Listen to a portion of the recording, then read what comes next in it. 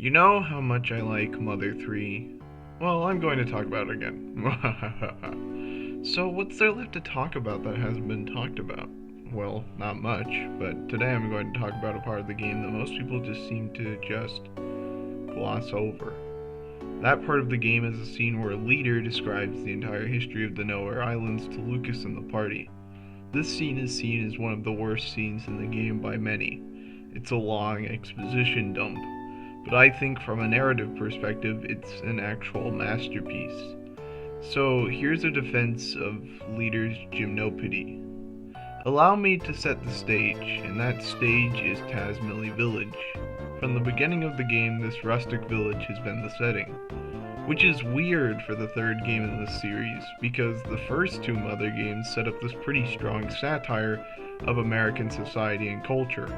Mother and Mother 2 are very industrialized games full of systemic problems we see in our own world. So what's this village without technology or capitalism doing here? It's not something that the game really touches on or explains for quite a bit. Mother 3's characters are much more intensely studied than in the first two games too. We don't know a lot about the parties of Mother 1 and 2 aside from a few lines of dialogue here and there. But in Mother 3, we know the backstories and traumas of Lucas, Duster, and Boney, though the last of which doesn't really have much of a backstory to talk about. Boney isn't really his own character, he's mostly comic relief, and to have someone who follows Lucas faithfully every step of the way. That being said, we don't really know what's going on with Kumatora. After Tasmilly has become a capitalist hellscape through industry, something disappears from it. There's this really tall guy in the crossroads above town. His name is Leader, and he's been ringing this bell constantly for a while in the game. He also doesn't talk at all, well, unless you've been playing for longer than you should be, in which case he chastises you, but whatever. Anyway, he's been missing ever since Tasmilly industrialized. Only Alec brings mention of him once in Chapter 4, saying that he had a dream about Leader once and wondered where he was. Then he isn't brought up again for most of the game. Well, deep in the heart of Newport City, in the first segment of Chapter 8, we find Leader tied up underground in the sewers. For the first time ever in the whole game, Leader speaks. In fact, he speaks a lot. He speaks paragraphs and paragraphs of lore. Many people see this as some kind of exposition dump, and it totally is. But I don't think that necessarily makes it bad. An exposition dump doesn't have to be a bad thing. In fact, I'm not sure this reveal could have been done in a better way.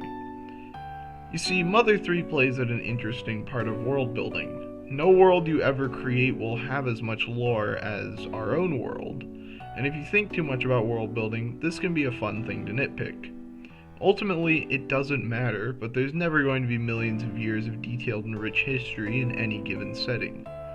Mother 3 answers this question by saying that the entire world was destroyed by humans before the events of the game, and that the characters we've been following are the last vestiges of humanity hanging on. They had their memory erased before the events of the game, so to them, things have always been this way. But there's no history that goes back to the beginning of time. There's no creation myth or understanding of why things are the way they are. It's just this history of a world that was once destroyed and is now slowly rebuilding itself. All of its history and evidence of existence wiped out. I love having an explanation for incomplete world building. It's so clever in a way that only a Mother game can really be. Another thing we get here is the backstory of Kumatora, which is that she was a baby who they ascribed the role of princess when building the new world. Something I don't like about this scene is made clear here, and that is that Duster and Kumatora are both spoken about in Leader's monologue as if they aren't present. But they are present. They're literally right there listening to the whole thing. But it's frankly a minor nitpick, and I think the scene was originally intended for only Lucas and Boney to see.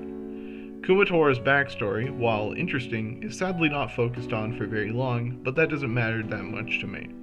It does its job well, and it solves a mystery we've had in the back of our head for a while. All of it is set to the song by Eric Satie known as Gymnopedie, which is titled in the soundtrack as Leader's Gymnopedie.